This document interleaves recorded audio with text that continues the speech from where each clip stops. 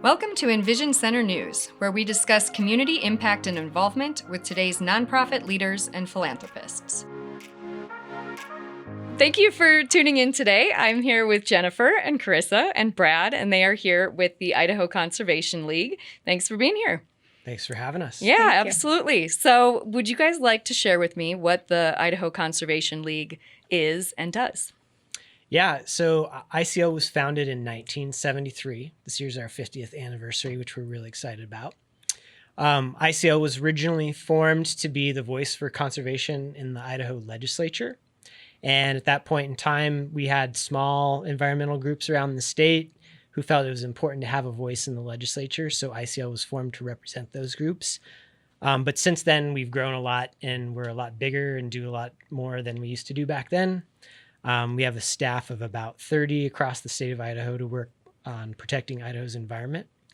We have an office here in Sandpoint, McCall, Boise, and Sun Valley. And we have staff that work on climate issues, public lands, wildlife, salmon restoration, and protecting water quality. I love it. So how many of you are in the Sandpoint office? Is this the team? This is the team. This is the team. Awesome. Okay. I love it. So tell me what you each do for ICL. So I am the North Idaho Lakes Conservation Associate, and so I do advocacy and I manage a water quality monitoring program for Lake Pend Oreille. And the lakes and waterways advocacy work includes Lake Pend Oreille, Priest Lake, Lake Coeur d'Alene, all of those watersheds, as well as the Kootenai River here in North Idaho. Wow. And how did you get into this line of work? Well, it started in 2009, and I had the wonderful opportunity to be the founding executive director for the Lake Pend Oreille Waterkeeper. So that was my entrance into water advocacy work. I've been an environmental advocate for probably 25 years now. Excellent. Well, we're glad you're here and keeping our waterways clear and clean. And yeah, this is fantastic. Okay. These Great Lakes that we are lucky to live by are so amazing, and it's an honor to be one of the many people who are working to protect them. Yeah, I know it's why I moved here. I'm from Sheboygan and grew up on Lake Michigan. And now I get to be on the shores of Lake Pend Oreille, and it's amazing just to be able to look out on the water and see it change every day. And yeah, I love it. So, okay. So Karissa, what about you? Yeah, so I'm our North Idaho Community Engagement Assistant. So it's kind of my job to connect community members up here from the Canadian border down through Lewiston with ways they can get involved with conservation in Idaho, whether that be community events or outreach or connecting people with their decision makers, legislatures, in ways that they can take action and let the decision makers know what matters to them and that we care about protecting Idaho. So. Yeah, very nice. Good answer. Karissa has been with them for 1 month. Yeah. So what was your background? How did you get connected to ICL? Yeah, so I'm a recent graduate of the University of Idaho. I was part of the first little cohort of a minor in community and human engagement. So I just kind of have a little bit of a history internship with some nonprofits, and I'm just really passionate about helping people find communities of like-minded individuals and ways to be involved within their community, whatever that may look like. So. Wow. Yeah. Yeah, you're very well spoken and giving me a lot of hope for what's coming out of the school system. Oh, good. Glad to hear it. Awesome. Okay, Brad, how about you? Well, I work on public lands and wildlife issues. Obviously, here in Idaho, we're super fortunate to have all these amazing public lands that are accessible to everyone, and all these amazing wildlife that live on these lands. So in Idaho, we have about 30 million acres of national forest lands, and 2 national forests are here in North Idaho, the Idaho Panhandle National Forest and the Nez Perce Clearwater National Forest. So I work with the Forest Service, representatives of timber industry, outdoor recreation, county government, and tribes on the management of those lands. Historically in the 80s and 90s, I think it was very divisive here in Idaho in terms of how those lands were managed and utilized. More and more, we're seeing different interests come together and work together on how those lands are managed. For example, right now, I'm really involved in the creation of a winter recreation plan for the Sandpoint, Bonners Ferry, and Priest Lake Ranger districts. Yeah. So we collaborated with the snowmobile community and outfitters and guides and others who have an interest in those areas. It's about 1 million acres of national forest lands. And so we worked together on coming up with a plan that provides for some of those recreation opportunities while meeting the needs of the wildlife species we have, like caribou, wolverine, grizzly bear, lynx, and so forth. And so that's really my role with ICL, is to protect those lands and those critters. Great. And I read in your little bio, well, I had you fill out some questions before you came on the show, that it was caribou that first got you into this. Can you tell us about that experience as a... Yeah. I was hiking at Beehive Lake in the Upper Pack River. This was like the summer between high school and going to the University of Idaho. And I was fortunate enough to see a caribou at the lake that day. And that really changed the trajectory of my career path. I was actually enrolled in civil engineering at the University of Idaho. And before I even went down that semester, I changed my major to environmental science and all my classes, and got a bachelor's in environmental science and then a master's in public policy and administration with an environmental emphasis. And that led me to a career in environmental advocacy and the nonprofit sector. Wow. Yeah. Lucky caribou and lucky you. I mean, how many caribou sightings are there? Not many, and unfortunately, we don't even have them on the this side of the Canadian border anymore. But still, it inspired me to get involved in environmental issues and to make sure that we don't lose any more of these critters, and that our public lands remain in public hands. Yeah. So you're from this area to begin with, and did you ever? Well, you left to go to school. Did you work outside of this area, or have you always been in North Idaho? So I went to U of I for college, and then after that went to Boise State for my master's degree. And that's where I became acquainted with the Idaho Conservation League. Our former executive director came to one of my classes one night. His name's Rick Johnson. He was very much a mentor for me.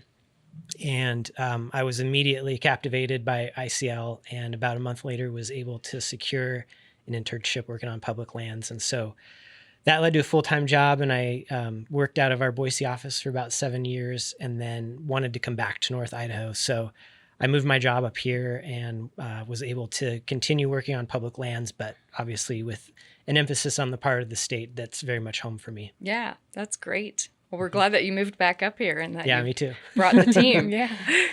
Okay, let's see. What other questions do I want to ask you? As an organization, what's your biggest hurdle?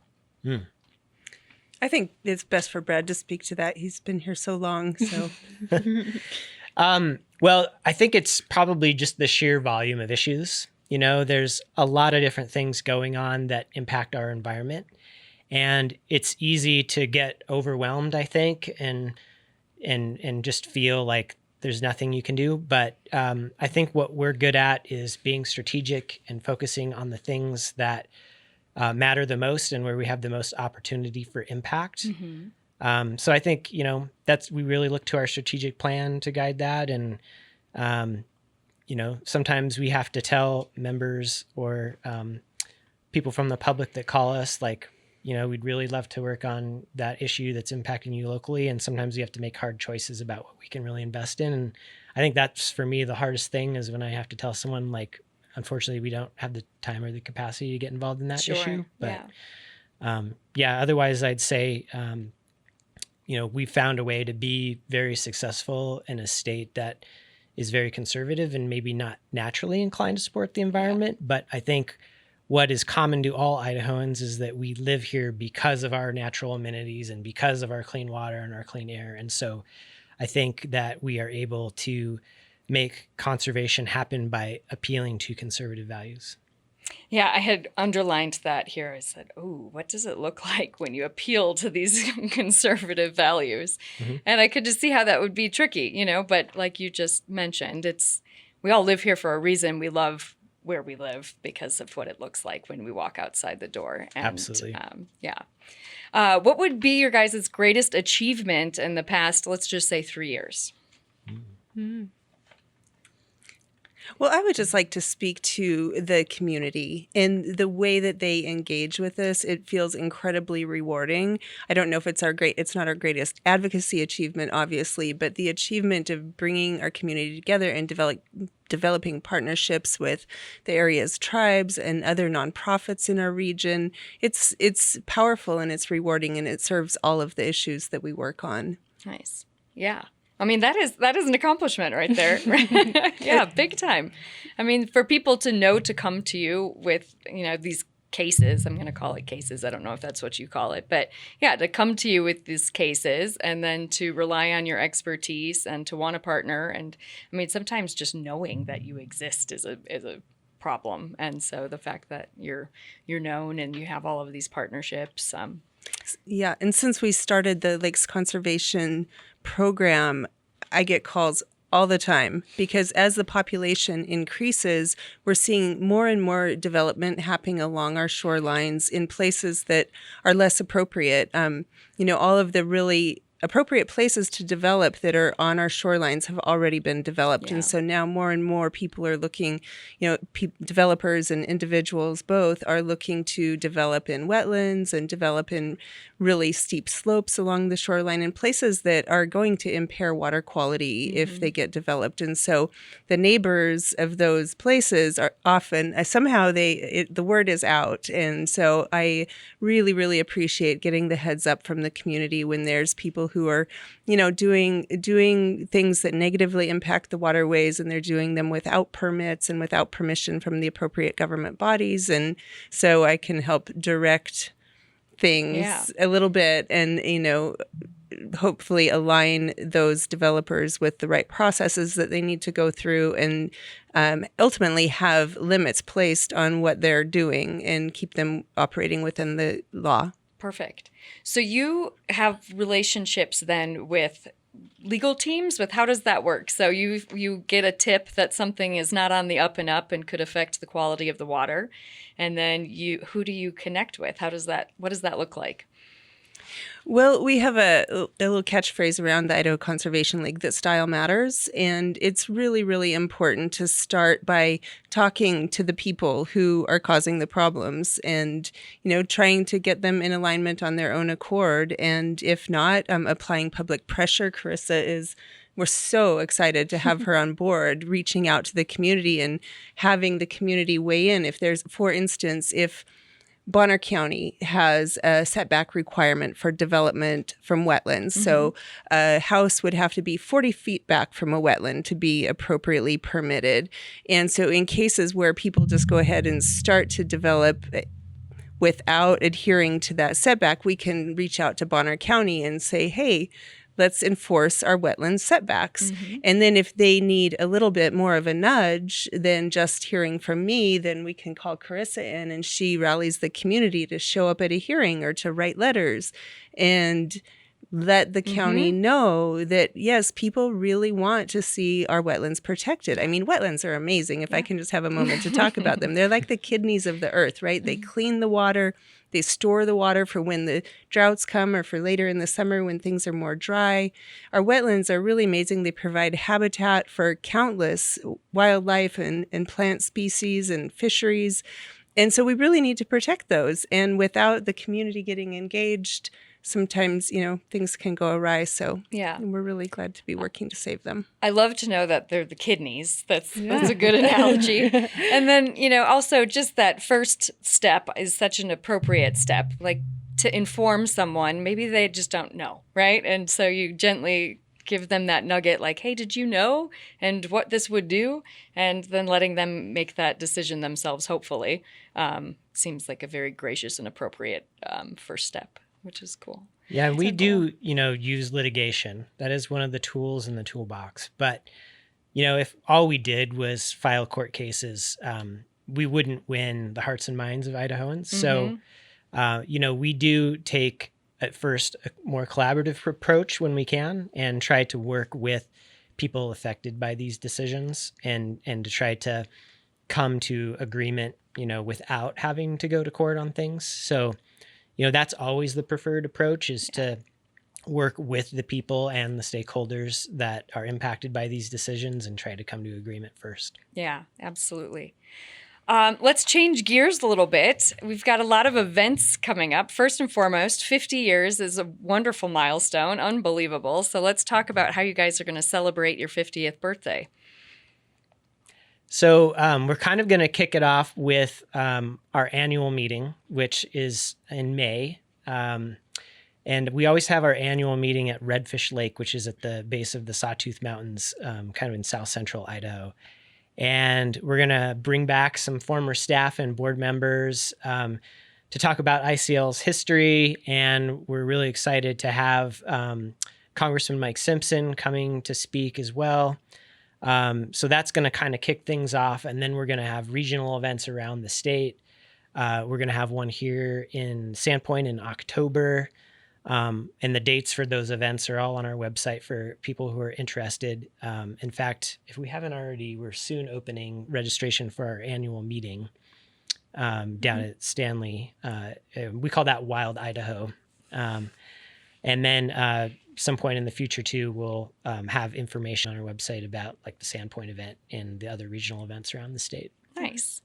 Okay, and coming up more closely it's Earth Day on Saturday, the 22nd. What are you guys doing for that?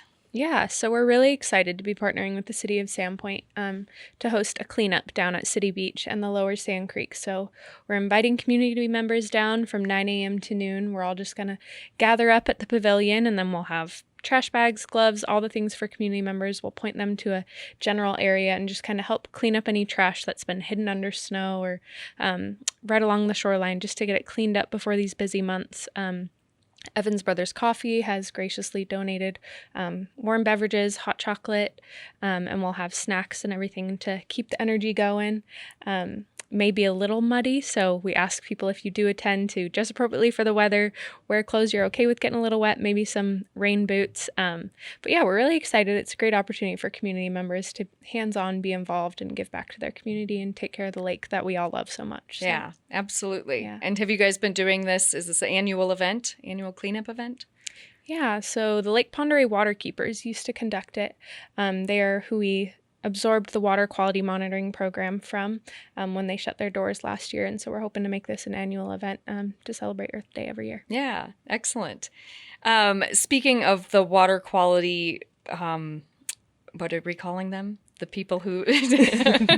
They're water stewards. The water stewards. Yeah. Yeah, so you have... How many water stewards do you guys have, and do you need more water stewards?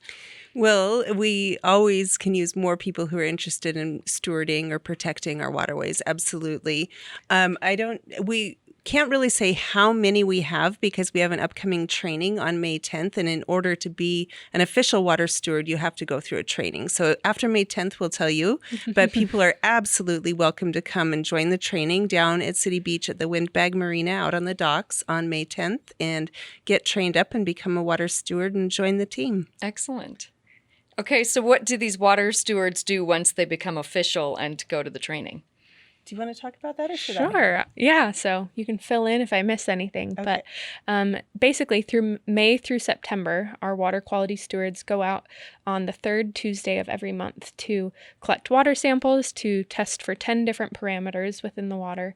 So yeah, at the trainings, we train them on how to use these big water sampling devices. And yeah, they go out around noon and just collect the water, fill up the vials, bring them back to us, and we get them tested. I'll let you take away the science a little bit more of what we're doing with it. But well, what we really want to do, without getting to the weeds of the science, what we want to do is we want to make sure our waterways stay wonderful for now and into the future. And so we work with the Department of Environmental Quality and we provide our testing results to them when they're making policies and rules that are going to impact how they manage the waterway in the future. So right now, the Lake Pend Oreille has a cleanup plan in place. It's called a total maximum daily load. Yeah.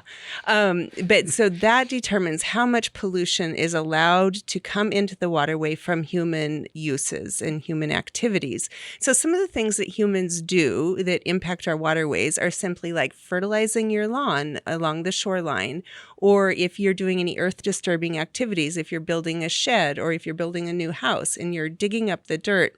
When the rain comes and runs through that dirt, it takes that into the waterway and it creates pollution that causes things like nuisance algae growth, toxic algae, weeds, that sort of thing. Also, our sewage, our human waste, whether it's from a wastewater treatment plant or whether it's through a septic system. These are all problems that are caused by humans and that get worse as our population increases.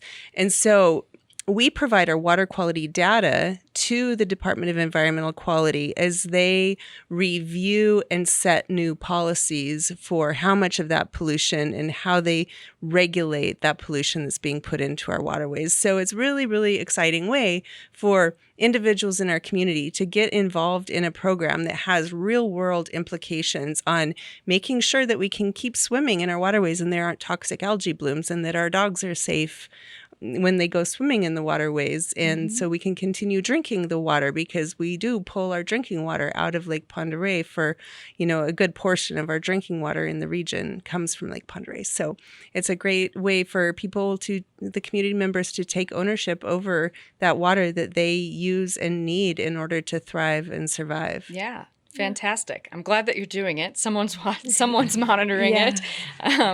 Yeah. And then, right, like you said, just such a great way to get involved and really with a minimal effort, right? Just go and learn how to take the sample and show up. What was that? The third Thursday? Third Tuesday of every month, Tuesday of May every month. through September. And you need no science background required. We will train you on everything you need to know. We have volunteers who have been doing it for 10 summers, and we have a whole host of new volunteers. So everyone's welcome. And if you're ever nervous, we recommend you just come out for the training. Talk to some of the old volunteers. Our volunteers are also wonderful and friendly and more than welcome to take someone out for the first time just to see what it's like. So if anyone's even interested at all, it's definitely worth looking into. So Plus, go ahead. It's a great excuse to just get out on the water and paddle your kayak around. And, Yeah. Who doesn't like spending time on the water? Right. Exactly. So we've talked about volunteering. What about memberships? You guys, do you have memberships, and what does that look like, and what kind of commitment does that entail? Yeah. So we have, probably about 10,000 members, mostly in the state, but some in the surrounding states as well. And we also have about 26,000 advocates as well. So these are people that maybe don't make a financial contribution, but they support our work by contacting an elected official when we've asked them to do so to influence policy or something like that. But, anyone can become a member for as little as $15 a month if you're a student, or $35 a month if you're just, someone out of school. Up to if you want to give us a major gift, we'll take that too. So, the membership contributions are super important to our operations. They account for a substantial portion of our annual operating budget. So we really wouldn't be able to do this work without our membership base, because they both financially support us and, support us by contacting, decision makers and trying to help us influence the policies and decisions that we're seeking to influence. Yeah. Excellent. Can I talk a little bit about things people can do to influence the decisions that are being made? Yes, please. Oh, thanks. So right now, we are asking the Army Corps of Engineers to protect our highest quality wetlands in Idaho. And so the Army Corps of Engineers has authority to issue permits for people to fill in wetlands. And we have some amazing wetlands. I've already talked about those, so I don't need to repeat myself. But right now, we have an action alert up on our website that people can find really easily if they go to our website and look at the Take Action section. There's one on wetlands. And so they can weigh in and ask the Army Corps of Engineers to exempt these highest quality wetlands from their easy permitting process. They have an easy permitting process, and then they have a more rigorous process that has public input and scientific review. And so we're asking that our highest quality wetlands in North Idaho go through the process that is more rigorous before they get a permit to fill those in. So people could weigh in on that. Yeah. We also have a problem with pollution in the Kootenai River that comes from mountaintop removal coal mining in British Columbia. And so right now we have really a historic opportunity to set up an international commission that is a non-biased commission that would help the United States and Canada to come to agreement under an ancient treaty, not ancient, but an old treaty from 1909. Yeah, it does kind of.